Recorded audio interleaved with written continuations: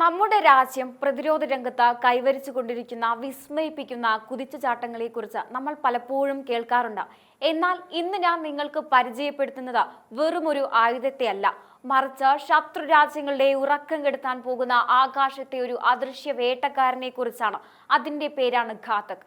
ഈ ഘാതക് എന്ന പുതിയ ആളില്ല ആകാശ വിമാനത്തിൽ സ്റ്റെൽത്ത് വികസിപ്പിക്കാൻ ആധുനിക പദാർത്ഥം ഉപയോഗിക്കാൻ ശ്രമിക്കുകയാണ് ഇന്ത്യയുടെ പ്രതിരോധ ഗവേഷണ സ്ഥാപനമായ DRDO.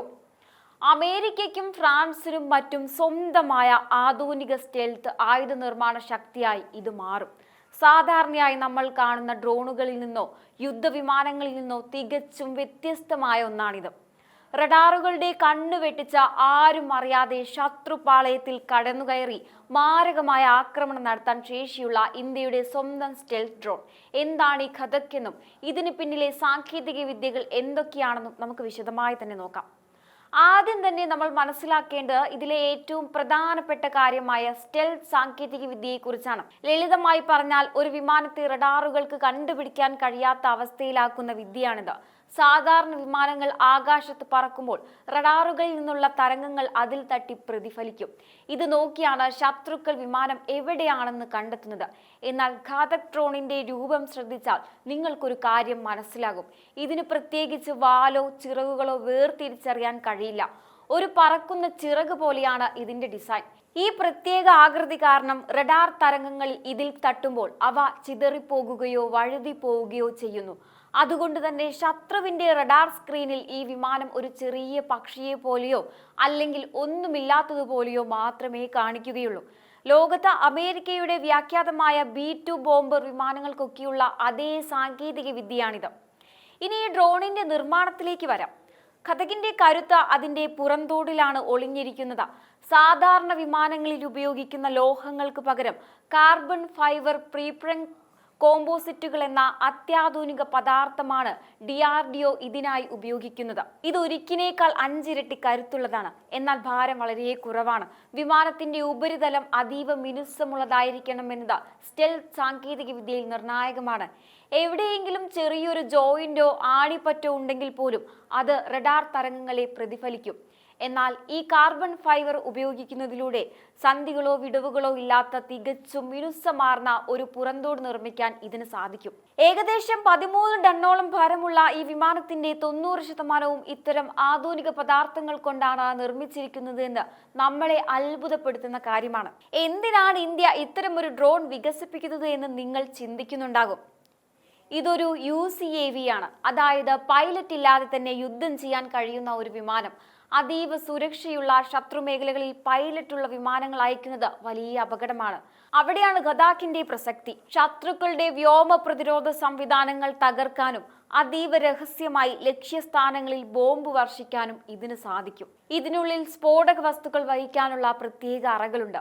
വിമാനത്തിന് പുറത്ത് ആയുധങ്ങൾ ഘടിപ്പിച്ചാൽ അത് റഡാറുകൾക്ക് പെട്ടെന്ന് പിടികൊടുക്കും എന്നതിലാണ് ആയുധങ്ങൾ ഉള്ളിൽ ഒളിപ്പിച്ചു വെക്കുന്നത്.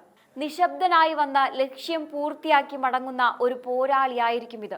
ഈ വലിയ നേട്ടത്തിന് പിന്നിൽ കേന്ദ്ര സർക്കാരിന്റെയും പ്രധാനമന്ത്രി നരേന്ദ്രമോദിയുടെയും ശക്തമായ പിന്തുണയുണ്ട്. ആത്മനിർഭർ ഭാരത് എന്ന ലക്ഷ്യത്തിന്റെ ഏറ്റവും മികച്ച ഉദാഹരണമാണിത്. പണ്ട് ഇത്തരം സാങ്കേതിക വിദ്യകൾക്കായി നമ്മൾ അമേരിക്കയെയും ഫ്രാൻസിനെയും ഒക്കെയാണ് ആശ്രയിച്ചിരുന്നത്. അവർ പലപ്പോഴും ഇത്തരം രഹസ്യവിദ്യകൾ നമുക്ക് കൈമാറാൻ മടിച്ചിരുന്നു. എന്നാൽ ഇന്ന് നരേന്ദ്രമോദി സർക്കാരിന്റെ കീഴിൽ പ്രതിരോധ ബജറ്റിൽ വലിയൊരു വിഹിതം ഗവേഷണങ്ങൾക്കായി മാറ്റിവെക്കുകയും DRDO ശാസ്ത്രജ്ഞർക്ക് പൂർണ്ണ സ്വാതന്ത്ര്യം നൽകുകയും ചെയ്തു. ഇതിന്റെ ഫലമായാണ് ലോകത്തെ വമ്പൻ രാജ്യങ്ങൾക്കൊപ്പം ഇന്ത്യക്കും ഇത്തരം അത്യാധുനിക ആയുധങ്ങൾ സ്വന്തമായി നിർമ്മിക്കാൻ കഴിയുന്നത്. ഇത് കേവലം ഒരു ഡ്രോൺ മാത്രമല്ല, ഭാരതം ആഗോളതലത്തിൽ ഒരു ആയുധ നിർമ്മാണ ശക്തിയായി മാറുന്നതിന്റെ അടയാളം കൂടിയാണ്. എന്തുകൊണ്ടാണ് ചൈന ഈ ഡ്രോണിനെ പേടിക്കുന്നതെന്ന് അറിയാമോ? ചൈനയുടെ പ്രതിരോധ സംവിധാനങ്ങൾ ലോകത്തെ മികച്ചതാണെന്ന് അവർ അവകാശപ്പെടാറുണ്ട്.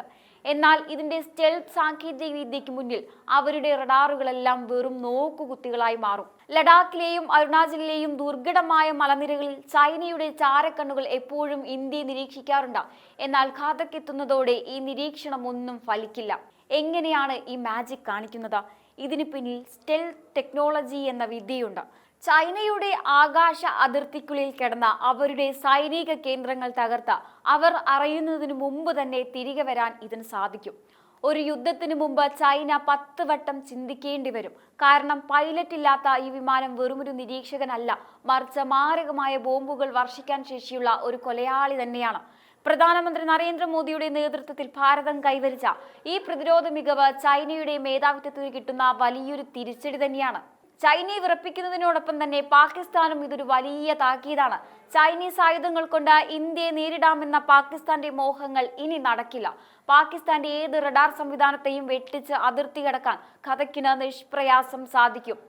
മുമ്പ് നമ്മൾ ആയുധങ്ങൾക്കായി വിദേശ രാജ്യങ്ങൾക്ക് മുന്നിൽ കൈനീട്ടിയിരുന്നെങ്കിൽ ഇന്ന് നമ്മൾ അത് സ്വന്തമായി നിർമ്മിക്കുകയാണ്. ആത്മനിർഭർ ഭാരത് എന്ന ലക്ഷ്യം വെറും വാക്കല്ലെന്ന് ഈ ഡ്രോൺ തെളിയിക്കുകയാണ്. അമേരിക്കയ്ക്കും ഫ്രാൻസിനും മാത്രം ഉണ്ടായിരുന്ന ഈ കരുത്ത് ഇന്ന് ഭാരതം കൈക്കലാക്കിയിരിക്കുകയാണ്. ഇത് ഓരോ ഇന്ത്യക്കാരനും അഭിമാനിക്കാവുന്ന നിമിഷമാണ്. നമ്മുടെ അതിർത്തികൾ കാക്കാൻ ഇനി പൈലറ്റ് ഇല്ലാത്ത ഈ അദൃശ്യ വീരന്മാർ എപ്പോഴും സജ്ജമായിരിക്കും. ഇനി അതിർത്തികളിൽ അനാവശ്യ പ്രകോപനം കാണിക്കുന്നവർ ഒന്നോർത്താൽ നല്ലത്. റഡാറുകളിൽ തെളിയാതെ നിശബ്ദനായി വന്ന ലക്ഷ്യം പൂർത്തിയാക്കാൻ ശേഷിയുള്ള ഒരു വേട്ടക്കാരൻ നമ്മുടെ ആകാശത്തുണ്ട്. പണ്ട് സർജിക്കൽ സ്ട്രൈക്കുകൾ നമ്മൾ കണ്ടതാണ്.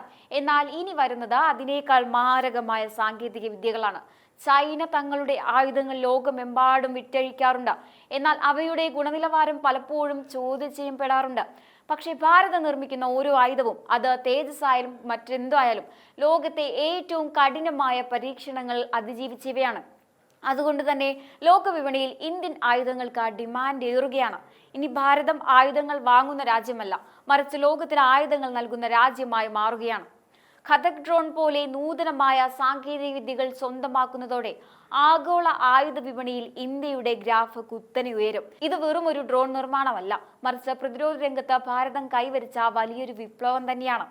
ഈ പടക്കപ്പലുകളും മിസൈലുകളും ഡ്രോണുകളും എല്ലാം ശത്രുക്കൾക്ക് നൽകുന്ന സന്ദേശം ഒന്ന് മാത്രമാണ്: ഇന്ത്യയെ തൊട്ടാൽ കളി മാറും. ആയുധങ്ങൾക്കായി ലോക രാജ്യങ്ങൾക്ക് മുന്നിൽ കൈനീട്ടിയിരുന്ന ഒരു പഴയ കാലം ഇന്ത്യക്കുണ്ടായിരുന്നു. എന്നാൽ ഇന്ന് നമ്മൾ ആയുധങ്ങൾ നിർമ്മിക്കുക മാത്രമല്ല, അത് ലോകത്തിന് നൽകാൻ പ്രാപ്തിയുള്ള ഒരു വൻ ശക്തിയായി മാറിക്കഴിഞ്ഞു എന്നതിന്റെ തെളിവാണിത്. ഖദക് ഡ്രോൺ പോലുള്ള അത്യാധുനിക സാങ്കേതിക വിദ്യകൾ സ്വന്തം മണ്ണിൽ വികസിപ്പിച്ചെടുക്കുന്നതോടെ പ്രതിരോധ രംഗത്ത് ഭാരതം ഒരു പുതിയ ചരിത്രം കുറിക്കുകയാണ്. നരേന്ദ്രമോദി സർക്കാരിന്റെ ആത്മനിർഭർ ഭാരത് എന്ന ലക്ഷ്യം വെറും വാക്കുകളിലല്ല, മറിച്ച് നമ്മുടെ അതിർത്തികൾ കാക്കുന്ന ഈ കരുത്തുറ്റ ആയുധങ്ങളിലൂടെയാണ് അത് യാഥാർത്ഥ്യമാകുന്നത്. സ്വന്തം സാങ്കേതിക വിദ്യയിൽ വിരിഞ്ഞ ഈ അദൃശ്യ പോരാളികൾ ആകാശത്ത് കാവൽ നിൽക്കുമ്പോൾ ഓരോ ഇന്ത്യക്കാരനും ഉറപ്പിച്ച് പറയാം: നമ്മുടെ രാജ്യം സുരക്ഷിതമാണ്, നമ്മുടെ പ്രതിരോധം തകർക്കാനാവാത്തതാണെന്ന്. ഭാരതത്തിന്റെ ഈ വമ്പൻ കുതിച്ചുചാട്ടത്തെക്കുറിച്ച് നിങ്ങൾക്ക് എന്തു തോന്നുന്നു? ആയുധ നിർമ്മാണ രംഗത്തെ ഈ മാറ്റം ലോകക്രമത്തെ എങ്ങനെ ബാധിക്കും? തീർച്ചയായും നിങ്ങളുടെ അഭിപ്രായങ്ങൾ കമന്റ് ബോക്സിൽ രേഖപ്പെടുത്തുക. മറ്റൊരു വിഷയമായി വീണ്ടും കാണാം. നന്ദി.